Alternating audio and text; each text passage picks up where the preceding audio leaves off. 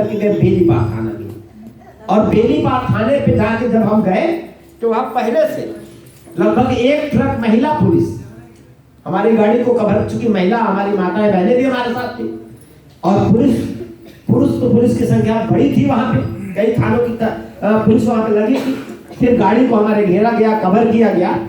फिर हम लोग वहां से हमारी गाड़ी दूसरी चेंज की गई। आप समझिए 1 घंटे के अंदर गाड़ियों का काफिला हमारे पीछे लगाते हैं और 1 घंटे में कई गाड़ियां हमारी चेंज की गई, पुलिस ने चेंज किया। इससे पता चलता है कि पुलिस कितना डर रही। और फिर रात में हमें 4:30 बजे गिरफ्तार करके थाने कैंट लाया गया। और कैंट में उसके बाद पूछताछ का दौर शुरू हुआ। वहां एसएसपी, एसपी क्राइम, जितने भी जिले के आला अधिकारी पुलिस के थे वो सारे लोग मौजूद थे वहां। लेकिन आपको मैं बताऊं कि पुलिस के भी जो बड़े अधिकारी थे वो लोग भी आपके आंदोलन का लोहा मान चुके हैं। पुलिस के एक बड़े अधिकारी ने, मैं नाम नहीं बताऊंगा, एक बड़े अधिकारी ने हमारे जाते ही हाथ जोड़ करके हमारे सामने कहा कि यार निराला जी, हम तो सरकार के नौकर हैं, हम तो सरकार के आदेश पर आपको गिरफ्तार किए हैं, लेकिन सही मायने में हमारी भी हिम्मत नहीं पड़ रही थी कि हम आपको गिरफ्तार कर सकें। एक पुलिस के अधिकारी ने कहा कि निराला जी, हमने आज तक किताबें बहुत पढ़ी और आंदोलन के बारे में बहुत पढ़ा, और आंदोलन पढ़ा था कि जेपी आंदोलन कभी हुआ, कई आंदोलन हुए, और पढ़ा था किताबों में कि लोग आंदोलन में जान देने के लिए तैयार हो जाते हैं। लेकिन पहली बार हमने अपनी आंखों से देखा कि लोग इस आंदोलन में, अंबेडकर जन मोर्चा के आंदोलन में जो लोग आए थे वो जान देने के लिए तैयार थे। ये आपके आंदोलन, इस तरह का आंदोलन आपने जनता को इतना जागरूक किया है, आप जागरूक करने में कामयाब हो गए हैं। इसलिए निराला जी, मैं वैसे तो सरकार का नौकर हूं, लेकिन आपके आंदोलन को मैं सलाम करता हूं। और पूरी रात हम लोग मशक्कत करने के बाद बड़ी मुश्किल से हम आपको गिरफ्तार कर पाए, लेकिन ये गिरफ्तारी आपके आंदोलन की जीत है। ये पुलिस का बड़ा, और जब हम वहां पे गिरफ्तार हुए तो हम लोग तो पूरी रात भर सोए नहीं। यही सब पुलिस के साथ संघर्ष, यही सब कहानियां चल रही थी। सवेरे 5 बजे हम सोच रहे थे कि हमारे लोगों को पता ही नहीं हम कहाँ हैं, हमारे लोग पूरे शहर भर में ढूंढ रहे थे। सवेरे 5 बजे वो जिलाध्यक्ष हमारी सविता राजभर, ये कितनी बहादुर महिला है, मैं तो खुद दंग रह गया कि जब गिरफ्तार होने के बाद हमारी माताएं बहनें बहुत सारी इधर उधर भटक रही थी, गांव घर चली गई थी, ये सवेरे 5 बजे थाने में पहुंच गई कैंट। तो जब ये पहुंची अपने 1-2 महिलाओं के साथ, तो ये 5 बजे पहुंची तो इसकी बुद्धि का कमाल देखिए। ये नाम तो नहीं बता पाती है, लेकिन वहां जाकर इसने कहा क्या, जैसे थाने में गई तो जाते ही थाने में कह रही है, अंदर नाम हमारा 2 साल से मिला गई गाड़ी कहाँ बाटी। तो ये तो असल में खोज रही थी हम लोगों को, लेकिन डायरेक्ट जाके नहीं पूछी कि निराला जी कहाँ है। ये जाके कहे कि आंदोलन में हमारी 2 सास आई थी, वो गाय बहावरा, हम बैठे कुर्सी पे किनारे बैठे थे, वो तभी तक वो हमको नहीं देख रही है, अपनी सास के बारे में पूछ रही है कि हमारी 2 सास आई थी, गायब हो गई है आंदोलन में, वो कहाँ है। तो जब ये बात बोली तो मैं भी सुना, तो मैं भी सोच रहा हूँ, थोड़ा डरा अंदर से कि भाई कहीं ऐसा नहीं कोई छूट गया कहीं, तो फिर तो परेशान हो। और जाके ये तब तक ये ऋषि कपूर को कोने में देख गई।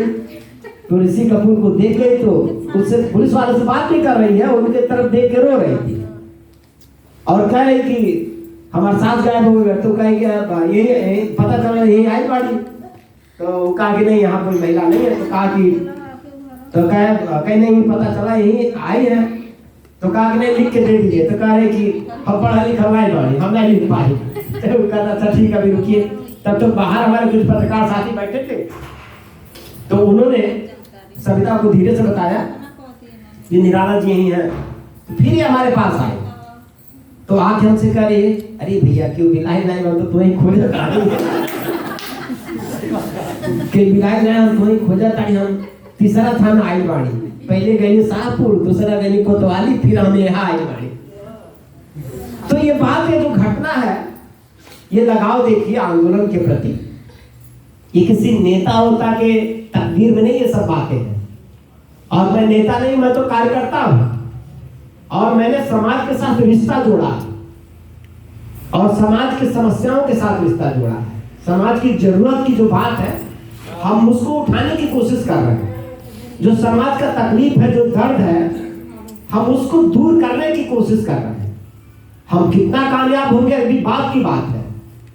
लेकिन जैसे कहानी बताऊं कि एक बार एक घर पे आग लग गया, एक जंगल जलने लगा।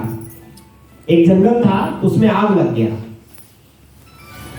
तो सारे लोग, जब जंगल में आग लगा तो सारे लोग भागने लगे।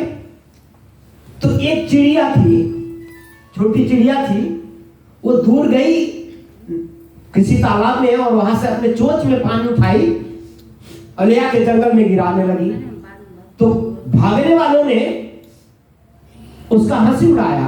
भागने वाले कह रहे, देखा जंगल जल रहा है, चोंच से गई है आग बुझाने, पानी दे दिखा रही है। तो चिड़िया से लोगों ने कहा कि तुम्हारे चोंच के पानी से वो आग नहीं बुझेगी। तो चिड़िया ने कहा कि हमारे चोंच के पानी से आग भले न बुझे, लेकिन जब इतिहास लिखा जाएगा तो मेरा नाम आग बुझाने वाली कोशिश करने वाले में आएगा और तुम लोगों का नाम भगोड़े जाएगा। तो क्या होगा कल वो मैं नहीं जानता, हम कितना कामयाब होंगे ये मैं नहीं जानता, लेकिन आंदोलन तो हम 75% जीत चुके, इसका सामने उदाहरण दिख ही रहा है। लेकिन हम वो लोग हैं कि जब हमारे संविधान में लिखा हुआ हमारा अधिकार हमें नहीं दिया गया, बाबा साहब डॉक्टर अंबेडकर का जो अधूरा सपना है, जो अभी पूरा नहीं हुआ, तो हम उसी बाबा साहब डॉक्टर अंबेडकर के सपने को पूरा करने की कोशिश कर रहे हैं। कितना कर पाएंगे, कल जिंदा रहेंगे या मर जाएंगे, कल फांसी लगा दिया जाएगा या जेल भेज दिया जाएगा, वो बात की बात है। लेकिन जब इतिहास लिखा जाएगा तो आप सब लोगों का नाम अधिकार पाने के लिए संघर्ष करने वालों में जुड़ेगा, कायरों में नहीं जुड़ेगा, मकारों में नहीं जुड़ेगा। तो आप तमाशा देखो, आप तमाशा देखने वालों में आपका नाम नहीं लिखा जाएगा। जब इतिहास लिखा जाएगा, हमारी पीढ़ियां देखेंगी कि हमारे अधिकार के लिए लड़ कौन लोग रहे थे, तो उसमें आपका नाम आएगा। हमारे एक साथी ने बताया, सुरेश भैया ने, गंभीर बात है, जब हम लोग जेल गए तो एक जिम्मेदार साथी हैं और समाज का ठेका लेने का काम जो बहुत लोग किए हैं, ठेकेदार बन के घूम रहे हैं, और बहुत लोग जो दावा करते हैं कि हम आपका उत्थान कर देंगे। तो जब हम लोग जेल गए तो सुरेश भैया जिम्मेदार है, उनको लगा कि बहुत सारे लोग कहते हैं कि हम भी समाज का काम करते हैं, हम भी समाज का काम करते हैं। जिसमें वो भीम आर्मी वालों को उन्होंने फोन किया, बहुजन समाज पार्टी लोगों को फोन किया। तो बहुजन समाज पार्टी के लोगों ने कहा कि दिलावला नहीं पहिए, बस ऐसे लड़ा था जेल गए बड़ा और दोनों लोगों के जेल भेज दी। तो ये वही लोग हैं जैसे जो जंगल में आग लगा भागने वाले लोग हैं। ये लड़ तो नहीं सकते, लड़ने की क्षमता तो है नहीं इनके, और आंदोलन को वो कमजोर करने की कोशिश कर रहे हैं। निराला जी राजनीति में है, कल चुनाव लड़ेंगे, तो चुनाव लड़ेंगे तो कोई अपराध नहीं ना करेंगे भाई। बाबा साहब ने वोट देने का अधिकार दिया है, वोट लेने का अधिकार दिया है, तो समाज तो उसके साथ रहेगा ना जो समाज का काम करेगा। ऐसा तो है ना कि 5 साल में एक दिन निकलेंगे और कहेंगे कि जाति के नाम पे वोट देगा, तो वोट लेके अपने घर में चले जाएंगे, बाकी दिन समाज मारा जाए, दर्द से कराहे तो कोई पूछे ना। तो क्या हम किसी के गुलाम है क्या भाई? हम गुलाम तो है ना किसी के, या हम उनकी गुलामी करेंगे?